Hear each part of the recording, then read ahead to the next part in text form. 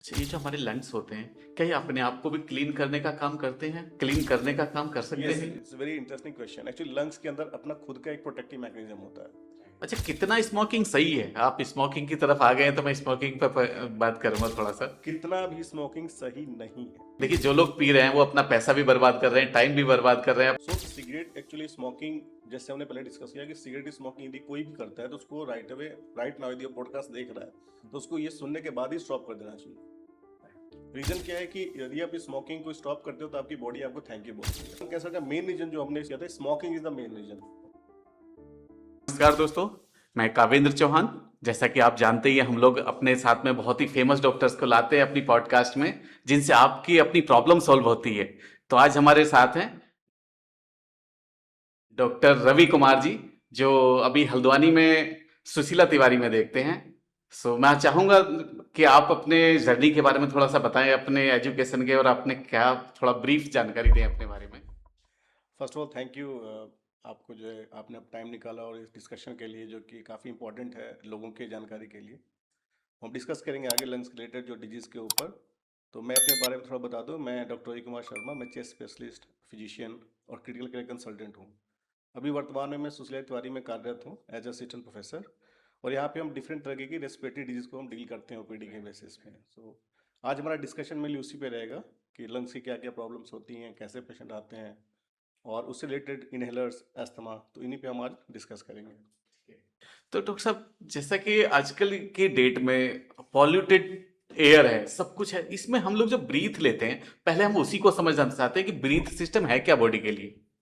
हमारी बॉडी में क्या होता है कि जैसे एक श्वसन तंत्र है, तो श्वसन तंत्र में हमारी सांस की नलियां हैं, दो फेफड़े होते हैं। हम नॉर्मली ऑक्सीजन अंदर लेते हैं और कार्बन डाइऑक्साइड को बाहर निकालते हैं। ये ऑक्सीजन जो वातावरण से हम लेते हैं, ये हमारे बॉडी में जाती है और उसके थ्रू हमारे ब्लड सर्कुलेटरी सिस्टम के थ्रू अलग अलग ऑर्गन्स में जाती है। तो इस तरह से एक हमारा श्वसन तंत्र का मेन काम यही है, ऑक्सीजन को लेना, और जो मेटाबॉलिज्म हमारे बॉडी में जो क्रियाएं होती हैं उसकी वजह से जो CO2 निकलता है उसको बाहर निकालना। यदि हम देखें तो यदि हम इसको, ये हमारा लंग्स है। ये हमारी विंड पाइप है, ये दो हमारे लंग्स है। एंड तो हवा यहाँ से जाती है और ये लंग्स में जाती है। बेसिकली यही पूरा हमारा मेन आज डिस्कशन टॉपिक है कि पल्मोनोलॉजी में सिर्फ यही pulmonology आता है। कि मेनली आपका जो ट्यूब्स की तरह स्ट्रक्चर्स हैं, जैसे कि हम देख सकते हैं ट्यूब्स और राइट, एयरवेज, राइट, राइट। और दो लंग्स हैं। ठीक है। जो हम एयर ले रहे हैं उसमें बहुत सारी एयर मिक्स होती हैं, बहुत सारी गैसेस उसमें मिक्स होती हैं। राइट। हमारी बॉडी ऐसे उसे कैसे जस्टिफाई कर पाती कि हम जो अंदर एंट्री कर रही है हमारे एयर, वो सिर्फ ऑक्सीजन है? एक्चुअली हमारा जो लंग्स का जो रेस्पिरेटरी सिस्टम बना है, हमारी जो संरचना इस तरह से हुई है कि चूंकि हम गैसेज जो वातावरण से लेते हैं उसमें ऑक्सीजन भी होती है, नाइट्रोजन भी होती है, सल्फर डाइऑक्साइड भी होती है। लेकिन हमारी जो मेटाबॉलिज्म की जो क्रियाएं हैं वो मेनली ऑक्सीजन डिपेंडेंट होती हैं, तो वो बहुत ही अल्प मात्रा में होती है, उनको यूजुअली वो हमारी बॉडी के मेटाबॉलिज्म पार्टिसिपेट नहीं करती हैं। तो ऑल एंड ऑल जो हम ऑक्सीजन लेते हैं वही हमारी बॉडी की अल्टीमेटली मेटाबॉलिक प्रोसेस में यूज होती है। और जो बाकी रेस्ट जो गैसेज होती है बहुत ही ट्रेस कम अमाउंट में होती है, जिससे हमारे सिस्टम को बहुत ज़्यादा इफेक्ट पड़ता नहीं है, अनटिल अनलेस वो अपनी अमाउंट से एक्सीड न करें।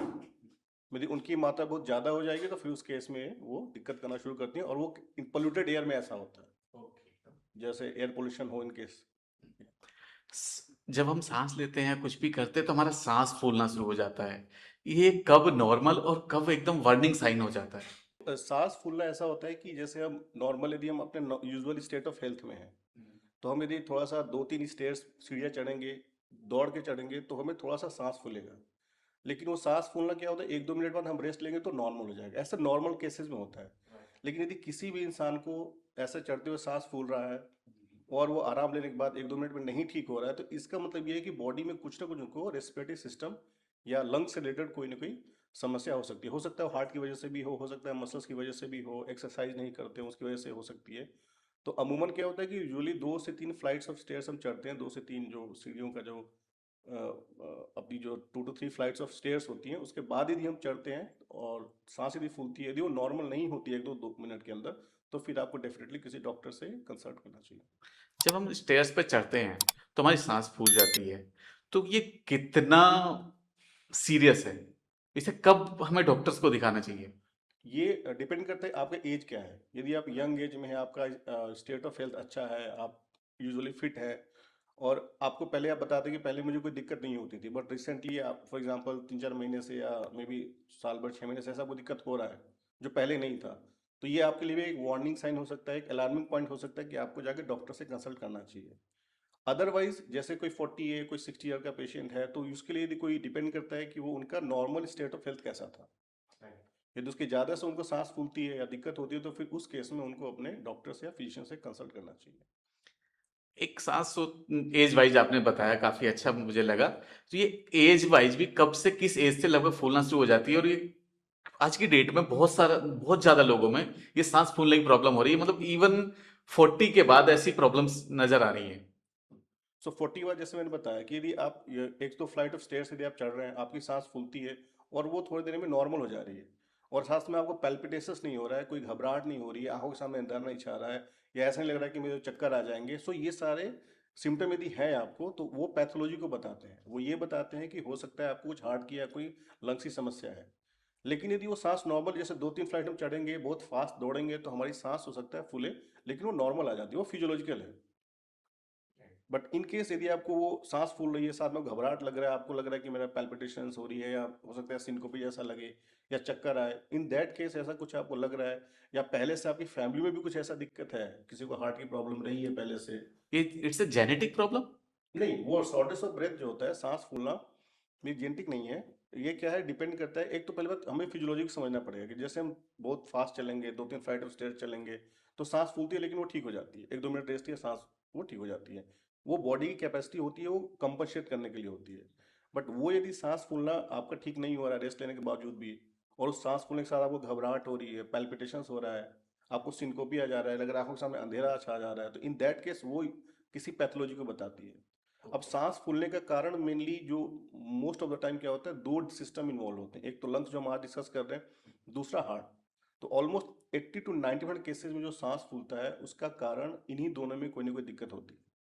तो इनकेस वैसे ऐसा कुछ आपको दिक्कत पेशेंट को आ रही है, किसी को भी ऐसी समस्या है, तो अपने जो है डॉक्टर से जाकर उनको मिलना चाहिए, कंसल्ट करना चाहिए। एक और प्रॉब्लम है कि नॉर्मल होता है, सब नॉर्मली लेते हैं, हमको कफ एंड कोल्ड होता है, हमको 1 वीक होता है, 2 वीक होता है, और वो हमने कोई भी कहीं से भी कुछ टैबलेट या सिरप लेते हैं और वो कवर हो जाता है, कई बार नहीं भी लेते तो भी ठीक हो जाता है, लेकिन वो कई बार लॉन्ग लास्टिंग हो जाता है। तो उसके लिए कब हमको किसी भी पल्मोनोलॉजिस्ट को दिखाना चाहिए?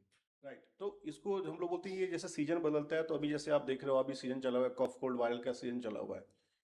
तो हमारी जो मेडिकल टेक्स्ट बुक्स है, उसमें साफ लिखा हुआ है कि इफ यू ट्रीट कॉफ, और if you treat by the way upper respiratory infection with medicine, it will improve in 1 week, and if you do not treat, it will improve in 7 days। ये dictum हमारी किताब में है। इसका क्या मतलब हुआ कि ये एक्चुअली सेल्फ लिमिटिंग डिजीज है। यदि आप सिंपल चाय कॉफी या हल्का फुल्का जो अपना परहेज भी रखेंगे, है ना, थोड़ा गर्म चीज़ों को लेंगे, डाइट अच्छे रखेंगे, तो 7 दिन में ऑटोमेटिकली ठीक हो जाता है। बट इन केस यदि आपका ये वायरल ठीक नहीं हो रहा है, 2 हफ्ते 3 हफ्ते से ऊपर जा रहा है, और कॉफ परसिस्टिंग है, कॉफ आपका ठीक नहीं हो रहा है, तो डेफिनेटली आपको डॉक्टर से जाके मिलना चाहिए।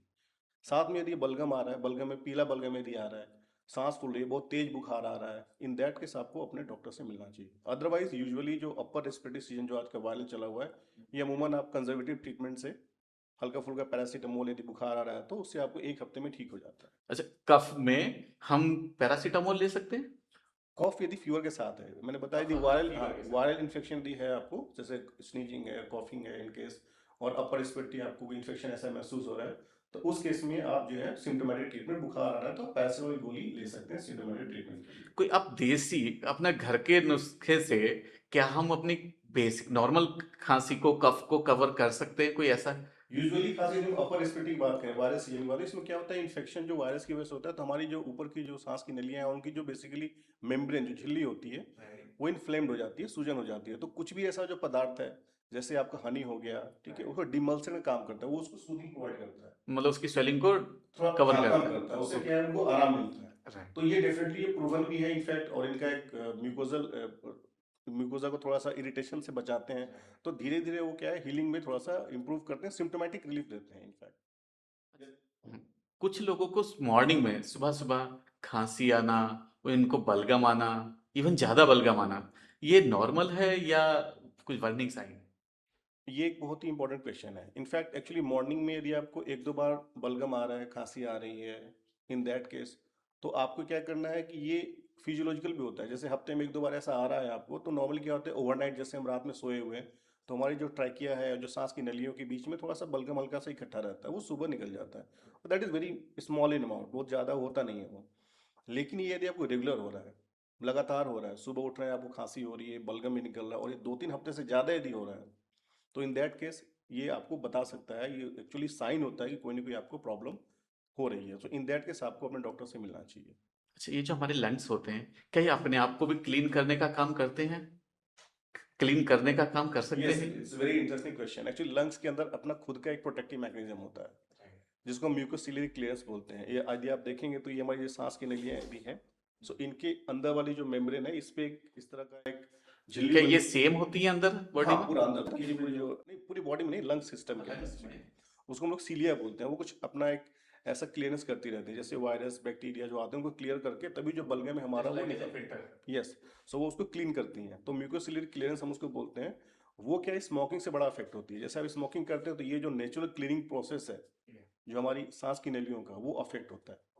इसलिए कभी भी यूजुअली हमें स्मोकिंग नहीं करना चाहिए। स्मोकिंग करेंगे तो वो आपके प्रोटेक्टिव मैकेनिज्म लॉस होगा, और आपको जो है विभिन्न बीमारियां होने का खतरा है। अच्छा, कितना स्मोकिंग सही है? आप स्मोकिंग की तरफ आ गए हैं तो मैं स्मोकिंग पे बात करूंगा थोड़ा सा। कितना भी स्मोकिंग सही नहीं है। एक एक लोग होते हैं जो पूरे दिन में एक पूरा पैकेट खाली कर देते हैं। लुक, इसके बारे में स्टेटमेंट साइंटिफिक बॉडीज का वेरी क्लियर है, इसमें कोई डाउट नहीं है। Smoking is a systemic toxin.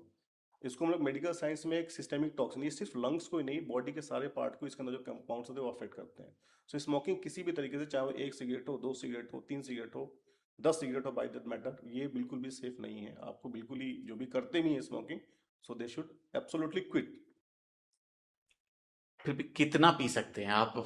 Not a single, मैंने नॉट ए बताया सिंगल। एक भी नहीं पी सकते। ये क्या क्या हमारी बॉडी में इम्पैक्ट डालती मैंने है? बताया अभी आपको कि स्मोकिंग जो है एक सिस्टेमिक टॉक्सिन है। ये पूरी बॉडी में, आपका हार्ट हो गया, लंग्स हो गया, आपका जीआई ट्रैक्ट हो गया, ब्रेन हो गया, ऑलमोस्ट एंटायर बॉडी सिस्टम को अफेक्ट करता है इसमें। राइट, लेकिन जो लोग पीते हैं वो बुद्धि से भी तेज होते हैं, बॉडी से भी फिट होते हैं, ये ऐसा कैसे हो रहा है? एक्चुअली ये मिथ है, it seems like more a myth rather than reality. देखिए, जो लोग पी रहे हैं वो अपना पैसा भी बर्बाद कर रहे हैं, टाइम भी बर्बाद कर रहे हैं, अपने आप को हैप्पीनेस हार्मोन उनके अंदर रिलीज होते हैं, ऐसा फील करते वो हैं। एक्चुअली वो ट्रांजिएंट एक आपको प्लेजर दे सकता है, and that is not because of the nicotine itself. वो एक्चुअली स्मोकिंग की वजह से नहीं होता। इनफैक्ट वो पीयर प्रेशर होता है, एक दूसरे को, हम माहौल में ऐसा रहते हैं, तो it just give like a feel good factor. But truly speaking, smoking is very very dangerous to the health as far as lungs health is concern. आपका कार्डियक हेल्थ है, लंग्स हेल्थ है, ब्रेन है, is all very damaging to the entire system. Lungs के weak होने के normally क्या symptoms होते हैं? अच्छा, वीक हो गया तो क्या उससे रिप्लेस भी किया जा सकता है? जैसे आज हमारी बॉडी के बहुत सारे ऑर्गन्स रिप्लेस हो जाते हैं, तो क्या उससे रिप्लेस होने का आज की डेट में कुछ ऐसा ट्रीटमेंट आ चुका है? ओके, फर्स्ट हम पहले क्वेश्चन के आप आंसर समझते हैं उसको, कि लंग्स के वीक होने के क्या लक्षण है। सो लंग्स के वीक होने का आपको सिंपल याद रखना है, chest, CHEST। C stands for cough, H stands for haemoptysis, जिसको हम लोग बोलते हैं खांसी में खून आना। E स्टैंड फॉर एक्सपेक्टोरेशन, मतलब बलगम आना। S stands for shortness of breath, मतलब सांस फूलना। और T मतलब चेस्ट पेन, छाती में दर्द होना।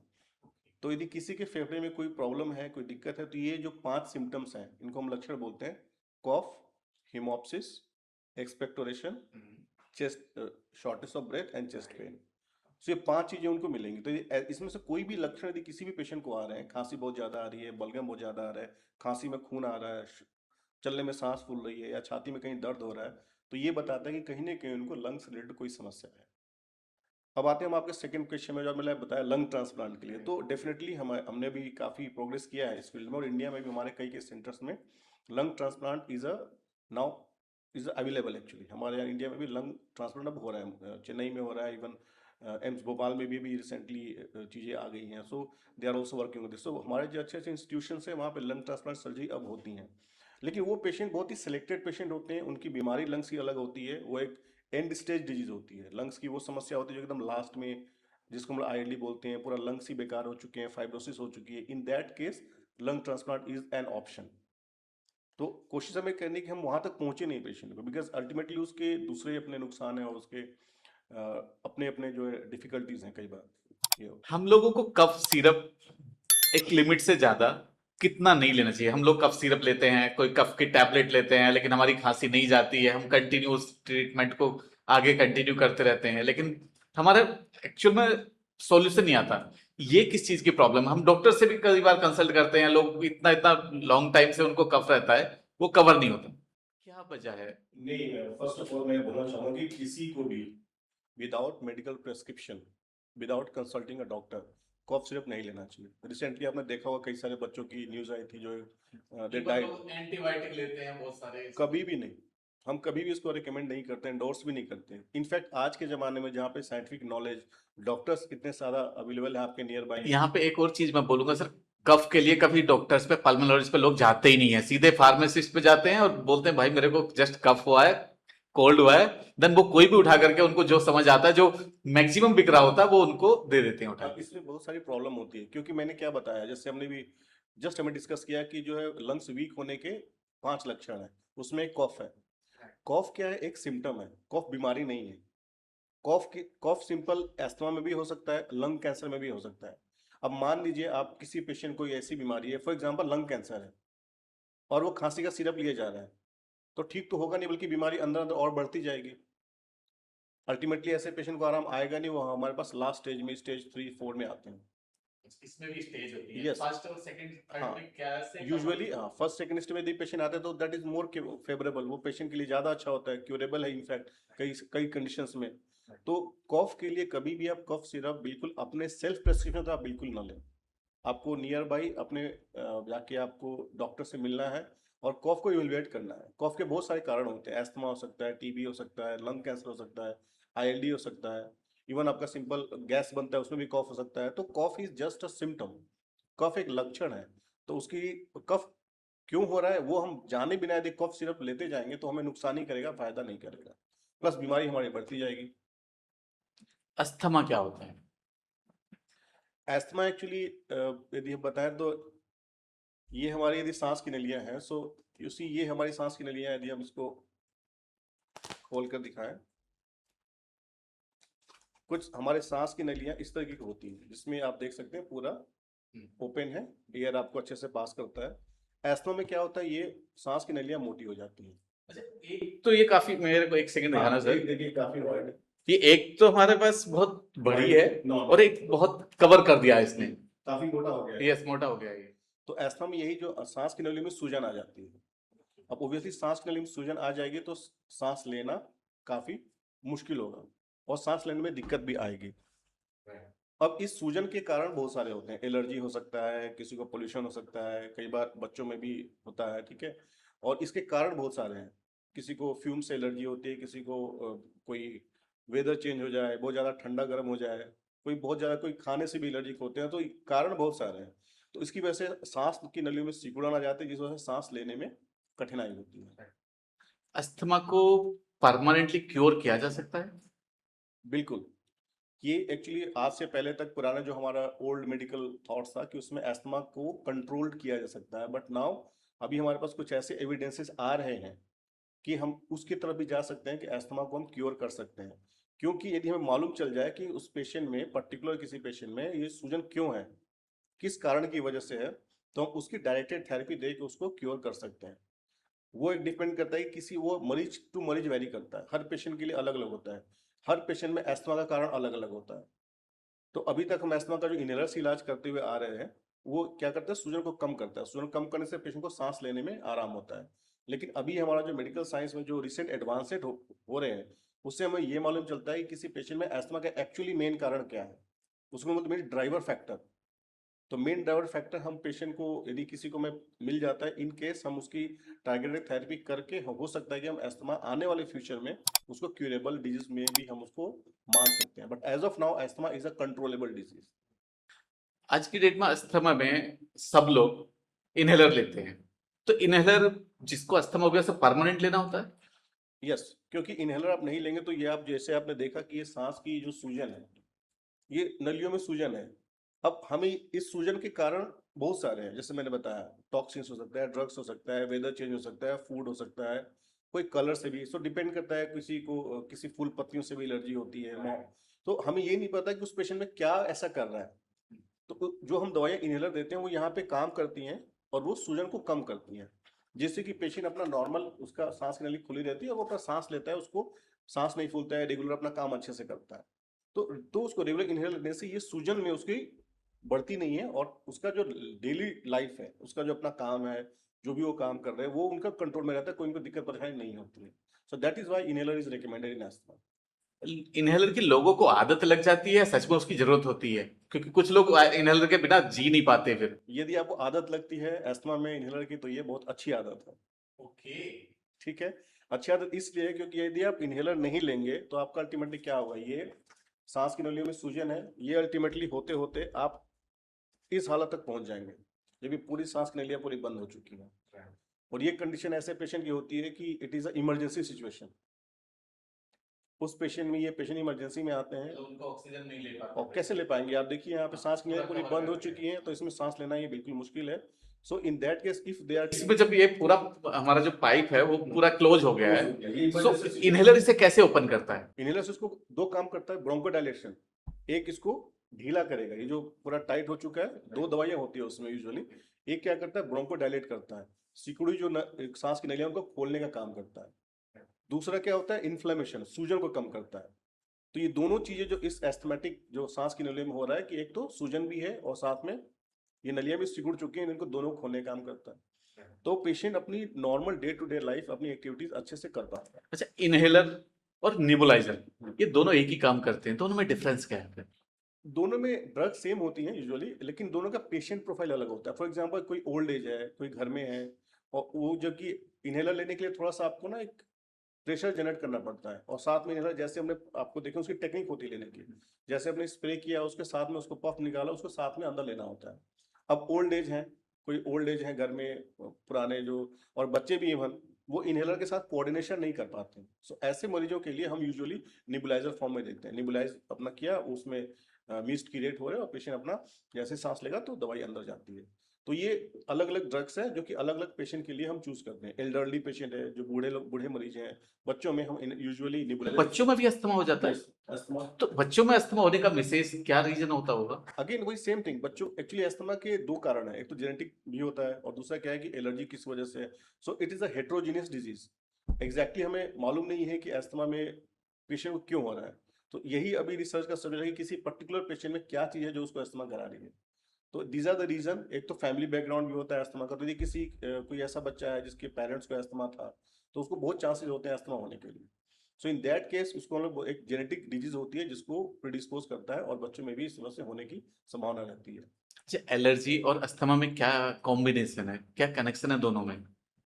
यूजुअली जो अस्थमा एलर्जी यदि किसी को है किसी भी चीज से, तो अमूमन उनको क्या होता है, अस्थमा होने का चांसेस या रिस्क ज्यादा होता है, क्योंकि ये एक अस्थमा एक इस मेनली एलर्जिक डिसऑर्डर। मेनली यदि हम बाय एंड लार्ज जनरल बात करें, तो अस्थमा में क्या होता है, उसी एलर्जी की वजह से ये सूजन आती है। जैसे कुछ लोगों को किसी खाने से एलर्जी होती है, किसी को बैंगन से एलर्जी होती है, किसी को पीनट से एलर्जी होती है, किसी को कोई पर्टिकुलर इंटेंस है, किसी को फ्यूम से, परफ्यूम से एलर्जी होती है। तो वो उनकी बॉडी ऐसी बनी होती है जेनेटिक लेवल पे कि वो चीज़ से उनको ज़्यादा रिएक्शन बॉडी करती है, अल्टीमेटली सांस की नलियों में सूजन आती है और ये उनको फिर अस्थमा करता है। अच्छा, जो लोग स्मोकिंग कर चुके हैं, अब छोड़ना चाहते हैं, तो वो 10-12 सिगरेट पीना भी नॉर्मल होता है लोगों के लिए, और वो 2-3 भी आपने बोला जस्ट कि वो बहुत ज्यादा हो जाता है, तो उससे अगर वो कवर करना चाहते हैं तो अपने लंग्स को कैसे क्लीन कर सकते हैं? कोई 2-3-4 टॉपिक में आप शॉर्ट में मुझे बताएं कि वो लंग्स को हम हेल्दी कैसे करें। सो सिगरेट एक्चुअली स्मोकिंग, जैसे हमने पहले डिस्कस किया कि सिगरेट स्मोकिंग यदि कोई भी करता है तो उसको राइट अवे, राइट नाउ यदि पॉडकास्ट देख रहा है तो उसको ये सुनने के बाद ही स्टॉप कर देना चाहिए। रीजन क्या है कि यदि आप स्मोकिंग को स्टॉप करते हो तो आपकी बॉडी आपको थैंक यू बोलती है। फर्स्ट ऑफ ऑल, जो सबसे शुरू में आपका 24-48 आवर्स में आपके लंग्स का जो ये सांस की नलियां हैं, इनमें से म्यूकस जो बहुत ज्यादा बन रहा था वो बनना कम हो जाता है। फिर आपको जो 48-72 आवर्स बाद इसमें रिकवरी शुरू हो जाती है, जो आपकी सांस की नलियां जो सिकुड़ी हुई रहती है वो धीरे धीरे अपने पोजीशन में वापस आना, खुलना शुरू होती है। और ऐसे ही आप यदि स्मोकिंग छोड़ देते हैं तो यूजुअली ये बोलते हैं कि 10 to 15 ईयर्स के बाद 10 to 15 years टाइम लग जाता है रिकवरी में टोटली? टोटल रिकवरी, वो डिपेंड करता है कि आपके स्मोकिंग से नुकसान कितना हुआ है। फॉर एग्जाम्पल यदि किसी ने 40 साल तक स्मोकिंग किया है और लंग्स में बहुत ज्यादा नुकसान हो गया है, तो हो सकता है कि वो लंग्स कभी भी नॉर्मल लेवल तक नहीं आए। तो यदि कोई अभी जस्ट किसी ने स्मोकिंग स्टार्ट किया है 2-3 इयर्स 4 इयर्स से स्मोकिंग कर रहा है, यदि वो छोड़ देगा अपना स्मोकिंग, तो उसका जो रिकवरी का जो चांसेस है एज कम्पेयर टू दोज जिन्होंने बहुत लॉन्ग या बहुत ज्यादा जिन्होंने स्मोकिंग की है, उनके हिसाब से उनका ज्यादा बेटर रिकवरी के चांसेस होते हैं। और लंग कैंसर का जहां तक रिस्क है कि यूजुअली आपने किसी ने स्मोकिंग अभी छोड़ दी, तो उसका रिस्क जो नॉन स्मोकर है, जो नहीं स्मोकिंग करता है, उसके बराबर आने में इनफैक्ट 5 से 10 से 15 साल भी लग सकते हैं इवन। और सरप्राइजिंगली जो रिसेंट जो स्टडीज हैं, रिसेंट जो कुछ साइंटिफिक एविडेंसेस ये बताया है कि यदि कोई किसी ने स्मोकिंग किया है, उसको हमेशा लाइफ टाइम रिस्क कैंसर होने का उस आदमी से ज्यादा लंग्स कैंसर। लंग कैंसर होने का रिस्क उससे ज्यादा रहता है जो स्मोकिंग नहीं करता है। So all in all it is actually very serious toxin. तो स्मोकिंग तो किसी भी फॉर्म में, चाहे वो कोई आपका दोस्त भी कर रहा है या आप भी कर रहे हैं, तो बिल्कुल भी अलाउ नहीं करना चाहिए, और खुद भी यदि करते हैं तो क्विट कर देना चाहिए राइट अवे। इस हमने सिगरेट तो छोड़ दिया, स्मोकिंग छोड़ दिया, अब इसका अल्टरनेट क्या है, क्या ले सकते हैं? यूजुअली हुक्का पी सकते हैं? No not at all. हुक्का बिल्कुल तो नहीं पी हुक्का तो सकते। पहले बहुत हमारे दादा वगैरह लोग बहुत पीते थे। नहीं, वो पुराना जो ट्रेडिशनल प्रैक्टिस था वो स्टिल एक्चुअली क्या इवन होता है। हुक्का एक सम्मानजनक चीज होती थी। जब कोई गेस्ट आएंगे घर पे, मतलब मेहमान आते थे, देन उनको हुक्का नहीं मिला तो वो एक उनका अपमान हो जाता था। नहीं, वो एक्चुअली क्या है, जो प्रैक्टिसेस हैं वो तो बहुत सारे ऐसे प्रथाओं में से चलती आ रही है, बट स्टिल हम उनको कन्विंसिंगली सही नहीं बोल सकते। होता क्या है कि हम यदि हुक्का भी लें, कोई भी, हमारा जो रेस्पिरेटरी सिस्टम है वो एनवायरमेंट एयर लेने के लिए बना हुआ नहीं है। तो हुक्के में तो पूरा एयर जो उसका स्मोक होता है पूरा फिल्टर होके आता है, still that is not possible, उसमें बहुत सारे जो आप क्योंकि उसमें नीचे पानी भरा होता है। आपने अगर हुक्का देखा होगा, ऊपर आग रखी जाती है, नीचे वो उसका छोटा पाइप होता है, उसके नीचे पानी भरा होता है, उसको पूरा किल करते हुए देन वो आगे जाता है, उसकी बॉडी में, हमारी बॉडी में जाता है। स्टिल वो भी काफी नुकसान करता है लंग्स को, क्योंकि मैंने बताया हमने शुरू में स्टार्ट किया था, तो लंग्स के अंदर जो हमारी एनवायरमेंट एयर जो है उसको लेने के लिए हमारा रेस्पिरेटरी सिस्टम बना हुआ है। यदि कोई भी ऐसा सब्सटेंस या कोई भी ऐसी गैस जो जाएगी जो ज्यादा मात्रा में, फॉर एग्जांपल सल्फर डाइऑक्साइड ही ज्यादा मात्रा में चली जाए, नाइट्रोजन ही ज्यादा मात्रा में चले जाए, तो हमारे लंग्स उसके लिए एक तरह का इंजरी होती है, एक तरह का शॉक उनके लिए है। हमारी जो सांस की नलियां हैं तो उनमें सूजन आएगी, फिर आपको धीरे धीरे आपको डैमेज होना शुरू हो जाएगा सांस की नलियों में, लंग्स में सारे आपके बड़े बड़े होल्स बन सकते हैं। सो ये बहुत सारी चीजें दिक्कतें आ सकती हैं। मुझे तो लगता है सर कि आप सिगरेट और ये हुक्का बार जितने भी खुले हैं सबको बैन कराने के पीछे लगे हैं, आप आई जिस तरह थिंक से बता रहे हैं। I think the government should take the action on this also कि भाई ये जो निकोटिन प्रोडक्ट्स हैं, स्मोकिंग, हुक्का, they should all be ban actually, क्योंकि इनकी वजह से जो डेथ टोल होता है, लंग कैंसर का रिस्क है, ये ऑल इन ऑल ये काफी ज्यादा एक इकोनॉमिकल बर्डन होता है किसी भी कंट्री के लिए इनफैक्ट। एक और होता है, ये भी मुझे लगता है कि शायद आपके रेस्पिरेटरी सिस्टम से ही कनेक्ट होगा। तो हम सो जाते हैं और सोते सोते इतनी तेज तेज कुछ लोग खर्राटे लेते हैं कि वो अपने साथ में सोने वाले का जीवन दुश्वार कर देता है। वो कहता है, कुछ इवन कुछ फीमेल्स तो अपने हस्बैंड्स को डाइवोर्स दे के चली गई है, भाई मैं इसके साथ नहीं रह सकती बिकॉज इसको सोना नहीं आता। तो इतना खर्राटे कैसे, क्या वजह इसको हम लोग ये एक डिजीज होती है, इसको हम लोग बोलते हैं ऑब्स्ट्रक्टिव स्लीप एपनिया।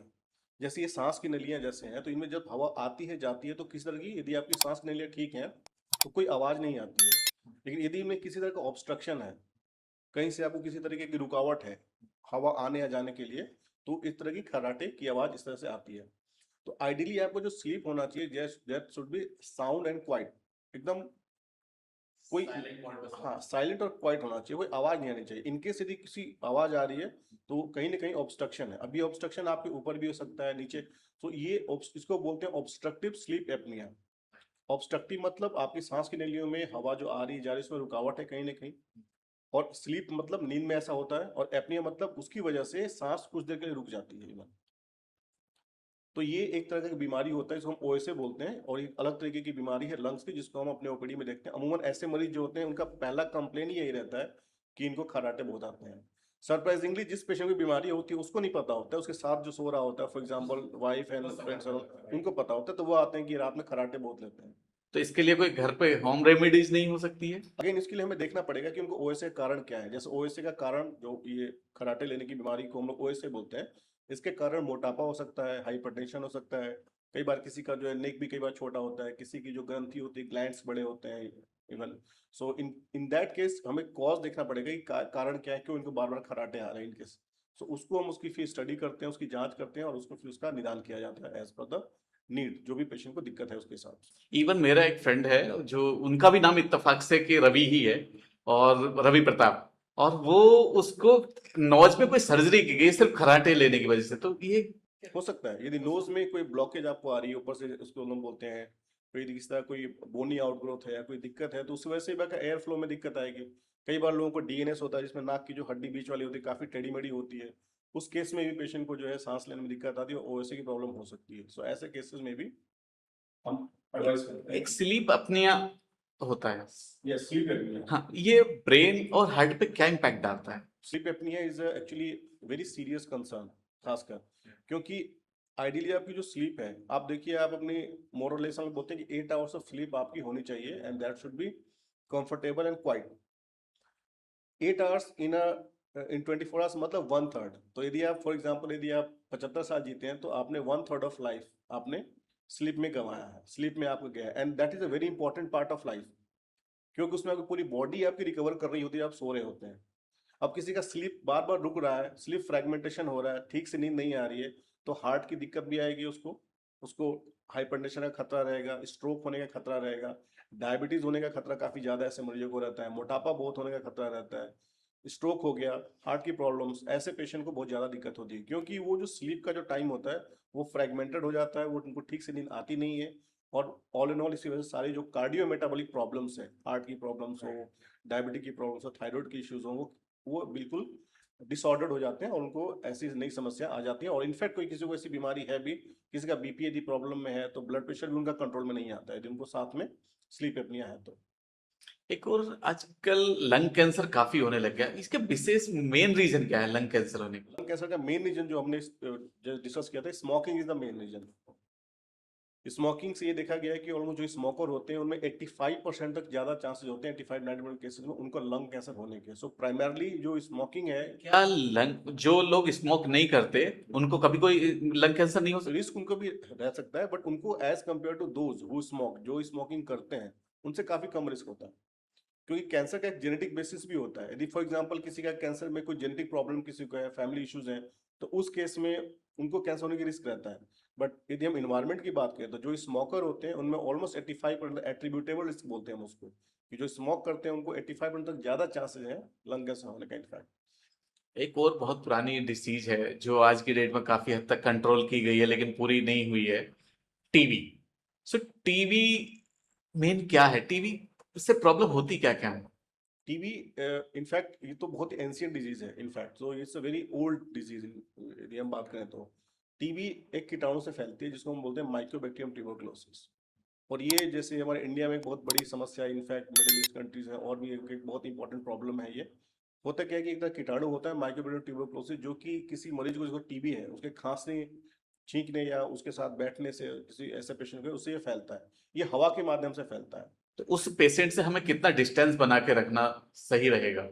डिस्टेंस बनाना वो बात की बात है, वो तो हम डिस्टेंस और जो कांटेक्ट जो मेंटेन करते हैं वो डिफरेंट है, बट सबसे इंपॉर्टेंट इसमें ये हमें जानना है कि टीबी के मरीज को इलाज सही समय पे मिल जाए तो वो उसकी इन्फेक्टिविटी जो फैलाने की क्षमता होती है वो भी बहुत कम हो जाती है।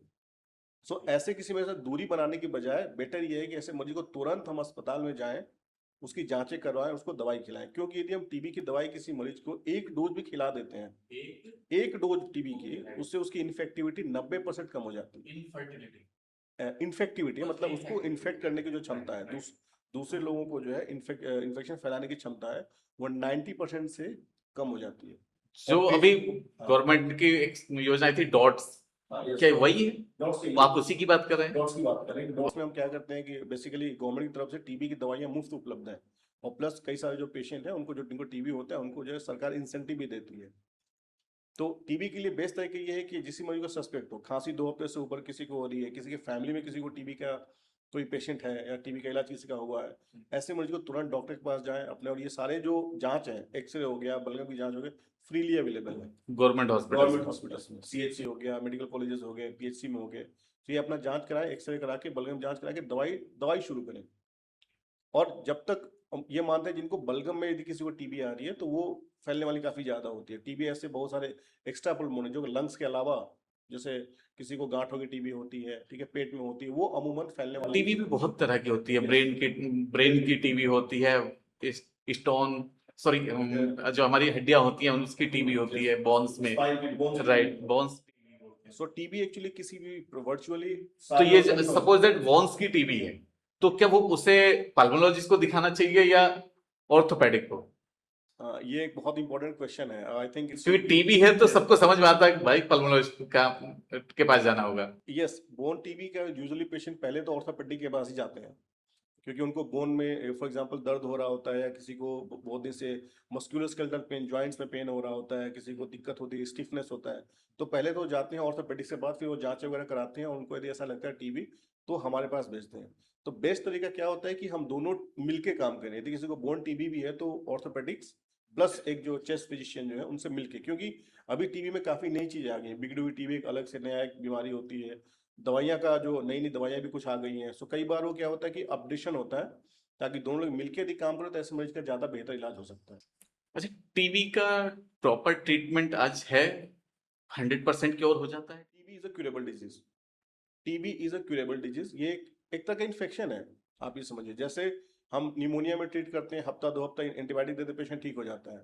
इसमें भी हम एंटीबायोटिक देते हैं। डिपेंड करता है कि वो ड्यूरेशन अलग अलग होता है। जैसे ये बैक्टीरिया के लिए हमें 4 महीने 6 महीने दवाई देनी पड़ती है, but TB is a curable disease. आप ठीक से पेशेंट का इलाज करते हैं तो पेशेंट क्योर होते हैं। कितने दिन में टीबी का इलाज पूरी तरह से कंप्लीट हो जाता है? जो पेशेंट है वो सफर करना बंद कर देता है, अपनी मेडिसिन को स्टॉप कर लेता है, ये लगभग कितना टाइम फ्रेम आप मान सकते हैं? टीबी हमारा क्या होता है, अलग अलग बेसिकली 2 तरह की मेन टीबी, मतलब मेनली हम माने तो 2 तरह की टीबी होती है। एक बोलते हैं ड्रग सेंसिटिव, एक drug resistant. Drug sensitive TB वो होती है जिसमें एक रिफार्मसिन एक हमारी दवाई होती है जिसको हम देते हैं, और अमूमन ये 6 महीने का कोर्स होता है। फेफड़े की टीबी के यदि हम बात करें तो। और यदि किसी को बिगड़ी हुई टीबी है तो उसमें भी अभी अलग अलग हमारी दवाइयाँ अवेलेबल हैं। 6 महीने के लिए हैं, 9 से 11 महीने की दवाइयाँ भी हैं, और कुछ केसेस में लंबा इलाज भी चलता है, 18 से 24 20 महीने तक का इलाज भी चलता है इन सम केसेस।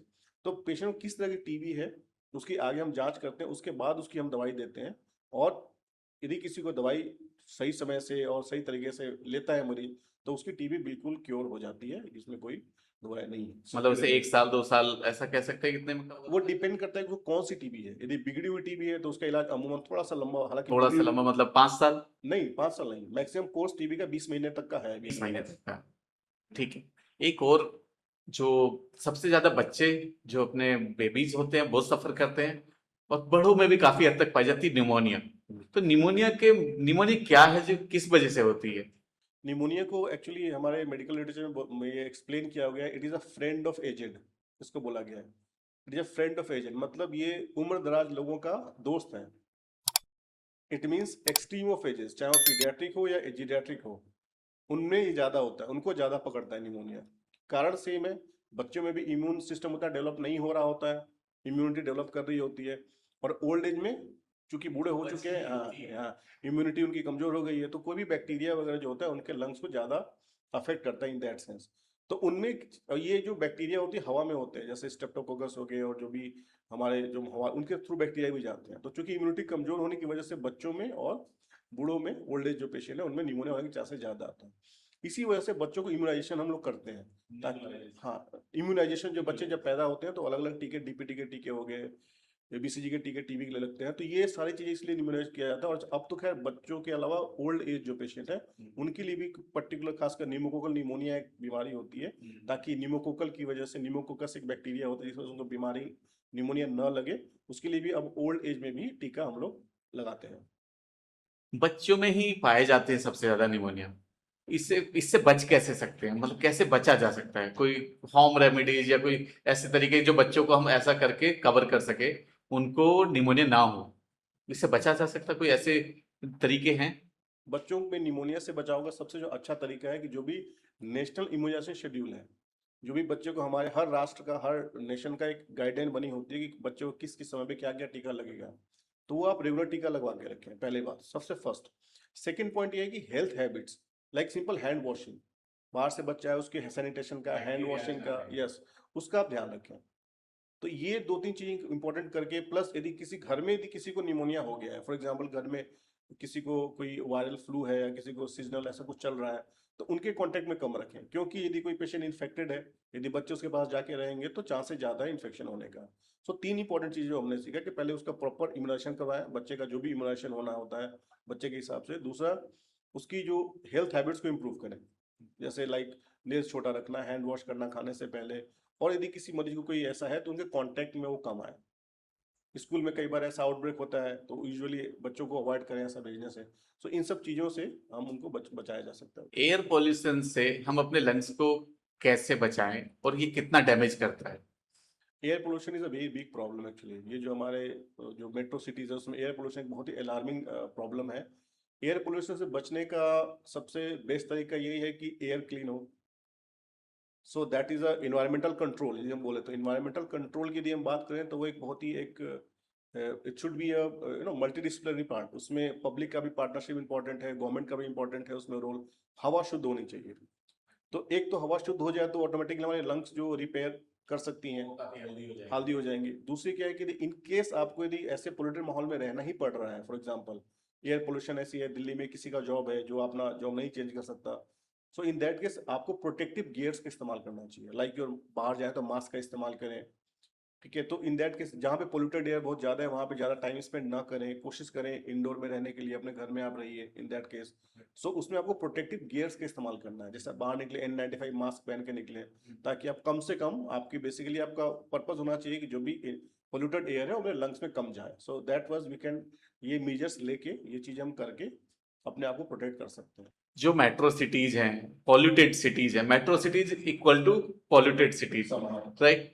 सो वहां पे जो हमारी एयर हम ले रहे हैं, तो मुझे लगता है कि जितना हम सिगरेट से इनटेक नहीं करते हैं स्मोक, उससे ज्यादा तो वो हमारे को पॉल्यूटेड सिटी कर रहे हैं। तो इसमें आप क्या डिफरेंशिएशन करेंगे कि कैसे बचा जा सकता है, वहां पे कैसे रहें? रहना है, यस। नहीं छोड़ सकते शहर, क्योंकि हमारी जीवनचर्या वहीं पे चल रही है। तो उससे कैसे बचा जा सकता है? वेल एक्चुअली ये कई बार ये कैलकुलेशन होता है कि दिल्ली में रहना एक 10 सिगरेट लेने के बराबर है। ये बायलट बहुत करेक्ट नहीं है बोला जा सकता, क्योंकि सिगरेट स्मोकिंग एक डिफरेंट पर्सपेक्टिव है और air pollution is a different perspective. Usually क्या होता है कि एयर पोल्यूशन में यदि PM2.5 का लेवल आपका मोर देन 20-22 के आसपास है, सो वो ऑलमोस्ट एक सिगरेट के बराबर होता है। सो फॉर एग्जांपल यदि आज हम दिल्ली की बात करें, वहाँ पे PM2.5 ऑलमोस्ट 70 या 110 चल रहा है, तो वो इक्वल हो गया कि ऑलमोस्ट 5 सिगरेट के बराबर हो गया। बट क्वांटिटी के अलावा cigarette smoking is more dangerous, क्योंकि सिगरेट स्मोकिंग में और भी बहुत सारे केमिकल्स ऐसे होते हैं जो कि आपके लंग्स को, लाइक टार हो गया, बहुत सारे फिनोलिक कंपाउंड्स होते हैं जो कि आपको और तरीके से डैमेज करते हैं। सो वो एक कंपैरिजन एक तो राइट नहीं है, that is the first thing. दूसरा क्या है कि यदि पोल्यूशन में आपको रहना ही पड़ रहा है, यदि आप दिल्ली में रहते हैं, ऐसी जगह रहते हैं, तो आपको प्रोटेक्टिव गियर का इस्तेमाल करना पड़ेगा। प्रोटेक्टिव गियर्स लाइक मास्क आप पहनिए, ठीक है। अच्छा, मास्क अगर हम पहनते हैं, हमने मास्क पहन लिया, जो हमने कार्बन डाइऑक्साइड छोड़ी, वो मास्क से रिपीट हमारी बॉडी में जाती है, तो आप ये क्या हमारे लंग्स के लिए ठीक है? नहीं, वो एक्चुअली मास्क में नहीं रहती है, वो मास्क फिल्टर करने का काम करती है। मास्क में तो आपको जो एबनॉर्मल गैसेज हैं या जो पोल्यूटेड गैस, उसको अलाउ नहीं करेगा। बाकी आपका नॉर्मल ब्रीथिंग एयर एक्सचेंज वो तो चलता ही रहेगा, ऑक्सीजन CO2 आपका, वो आपका प्रैक्टिकली वो कोई आपको प्रॉब्लम नहीं करता है। लेकिन जो बाहर के पोल्यूटेड एयर्स हैं, ठीक है, उनको आपको लंग्स में जाने से वो उनकी मात्रा को कम कर देता है। नंबर 1। नंबर 2, आपको ये है कि स्मोकिंग नहीं करना है, दैट इज वेरी इंपॉर्टेंट। यदि आपको स्मोकिंग करना भी नहीं है और जो स्मोकिंग करता है उसके साथ बैठना भी नहीं है, क्योंकि एक टर्म होता है पैसिव स्मोकिंग। एक रूम में, हाँ, so active is the one who is doing, passive is जो उसकी उनके साथ बैठे हुए हैं।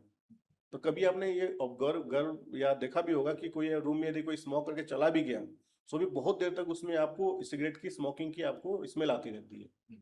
तो ये होता है क्योंकि स्मोकिंग कर लेने के बाद भी उसमें जो एयर है, एयर में आपको पार्टिकल सस्पेंडेड होते हैं सिगरेट स्मोक के। सो यदि कोई इसमें रहता है, उसके साथ भी रहता है, तो वो भी अल्टीमेटली इनहेल कर रहा होता है उनको। So that's called a passive smoking. So वो भी उतना ही डेंजरस है। एक और कि आज बहुत सारे प्योरीफायर आ गए हैं, आप गाड़ी लेंगे तो उसमें भी एयर प्योरीफायर लगा है, इसमें उसको भी मार्केट किया जाता है। और आप घर में भी हैं, आप बहुत सारे शॉर्ट वीडियोस देखेंगे तो कुछ दिन पहले मैं देख रहा था कि बहुत सारे सिलेंडर्स लेकर के पीछे चल रहे थे जो मास्क लगा के घूमते, जस्ट प्योरीफायर। सो क्या इस तरह की सिचुएशन आने वाली है हमारे देश में, या ये सिर्फ हवा बनाई जा रही है? Air purifier actually probably not a marketing gimmick. ये कोई मार्केटिंग गिमिक नहीं है, एक ट्रूथ रियलिटी है। क्योंकि आप जैसे दिल्ली जैसे शहर में यदि आप रह रहे हैं, बाहर की हवा इतनी गंदी है, तो आपको ये एयर प्यूरिफायर आप घर में यूज करते हैं, आप PM2.5 लेवल कम लेकर आते हैं घर में, तो डेफिनेटली आपके लिए हेल्पफुल होगी वो। खासकर उन मरीजों के लिए तो डेफिनेटली कारगर सिद्ध होने वाली है, या उनके लिए अच्छा रहेगा जो कि पहले से सांस की दिक्कत से त्रस्त है। जिनको सीओपीडी है, इनको अस्थमा है, जिनको आईएलडी यदि है, तो बेटर ये है कि वो एयर प्योरीफायर यूज करें। और ये डब्ल्यूएचओ ने कई सारी जगह ये स्टडीज भी है, शॉर्ट स्टडीज भी बताया है कि आपको जो है एयर प्योरीफायर से कुछ कंडीशंस में इंप्रूवमेंट मिलता है। बट अगेन ये एयर प्योरीफायर बहुत ही क्वालिटी कंट्रोल्ड हाई वैल्यूज के होने चाहिए, जिनका जो ट्रांसमिशन रेट है, मतलब बेसिकली जो रूम में इनका क्लियरेंस जिसको हम बोलते हैं, पॉल्यूशन क्लियरेंस का जो उनका रेशियो है, that should be very good. So there should be standardised air purifier, not like कि कोई भी आप जनरल एयर प्योरीफायर लगाने से आपका पर्पस सॉल्व नहीं होगा।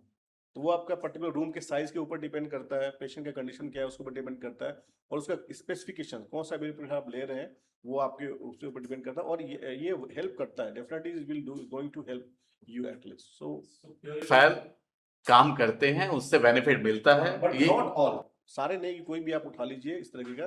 सो आपको पहले रूम का डायमेंशन चेक करना पड़ेगा, और उसकी जो आप एयर जो खरीद रहे हैं उसकी वैल्यूज स्पेसिफिकेशंस क्या क्या है उसके अपने आपके रूम में। फॉर एग्जांपल आपका रूम बहुत बड़ा है और आपने एयर छोटा सा ले लिया, तो that not going to work.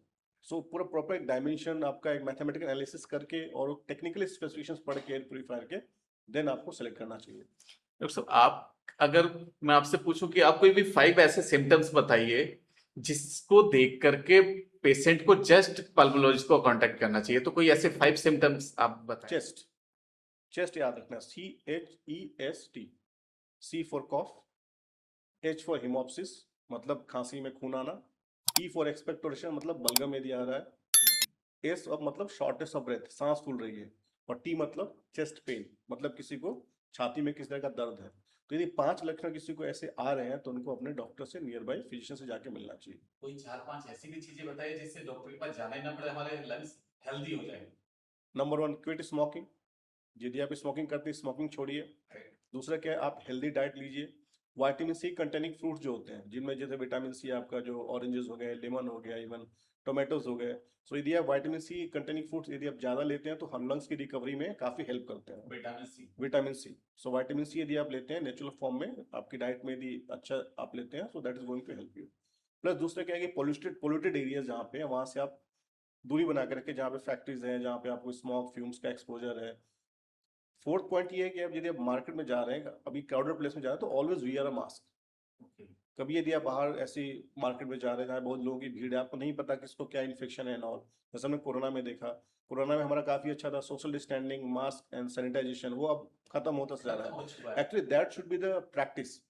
यदि आप घर से बाहर निकल रहे हैं तो आप अपना हैंड क्लीन करके जाइए, put a mask on your face, mask पहन के जाए। मुझे लगता है कि घर से जब जाएं तो हैंड क्लीन करे ना करे, लेकिन जब आए तो जरूर करें। इट्स वेरी इंपॉर्टेंट, क्योंकि आपने कई जगह चीजें टच की हैं, कई लोगों से मुलाकात किया हुआ है, आप बहुत सारे लोगों से क्लोज प्रॉक्सिमिटी में रहते हैं, यू नेवर नो किसको क्या इन्फेक्शन कौन लेके घूम रहा है। और अभी हमारा जो वर्ल्ड है इट्स अ ग्लोबल वर्ल्ड, यहाँ पे कई सारे जो फॉरेनर्स भी आते हैं, they have come all along, कोई चाइना से ट्रैवल करके आ रहा है, कोई किसी फॉरेन से ट्रैवल करके आ रहा है। सो यदि मैं एक चीज बताऊं तो सिंपल बोले तो बैक्टीरिया और virus do not travel, man travel. मतलब कीटाणु जो पैथोजन होते हैं वो ट्रैवल तो नहीं करते हैं, हम उनको ट्रैवल कराते हैं, you know. So that's why ये जो बेसिक जो चीजें हैं, सैनिटाइजेशन हो गया, मास्क हो गया, and distancing, social distance, very important, जो सबको फॉलो करना चाहिए for a good lung health. आपने काफी कुछ अच्छा बताया है सारी चीजों में। अगर आपकी साइड से कुछ मेरे से छूट गया हो तो ऐसा कुछ क्या सजेशन देना चाहेंगे जो लंग्स के लिए बेटर है, पेशेंट्स को या पब्लिक को, हमारी ऑडियंस को जानना चाहिए? सो फर्स्ट थिंग, जैसे अगेन वी विल स्ट्रेस, हम उसको स्ट्रेस करेंगे कि यदि कोई स्मोकिंग करता है उसको राइट अवे छोड़ देना चाहिए। खांसी के लिए कोई भी अपनी जो लोकल मेडिकल शॉप से या बिना डॉक्टर के सुपरविजन के, नंबर 2 आप इसको कोई मेडिसिन न लें, किसी तरह का कॉफ सिरप ना लें, क्योंकि अभी आप देख ही रहे हैं कि उससे कितना नुकसान हो सकता है। थर्ड इंपॉर्टेंट पॉइंट है, यदि आपको खांसी 2 हफ्ते से ज़्यादा हो रही है, नहीं ठीक हो रही है, तो आपको पास में डॉक्टर से जाके, अपने चेस्ट फिजिशियन जाके मिलिए, एक्सरे करवाइए, देखिए क्या कारण। सो ये 3 इंपॉर्टेंट मैसेज जो आज अपने पॉडकास्ट से आपको, अपने जो व्यूअर्स हैं उनको हम देना चाहेंगे। सो थैंक यू डॉक्टर साहब। और मैं आप सबको भी बोलूंगा कि अगर आप किसी भी डिसीज से, जो लंग्स से रिलेटेड है, किसी भी चीज से प्रॉब्लम फेस कर रहे हैं, तो आप हमारे इसी में कमेंट कर सकते हैं और सब्सक्राइब करिएगा ताकि आपको और अपने को भला हो सके। उनको शेयर भी करिएगा। Thank you.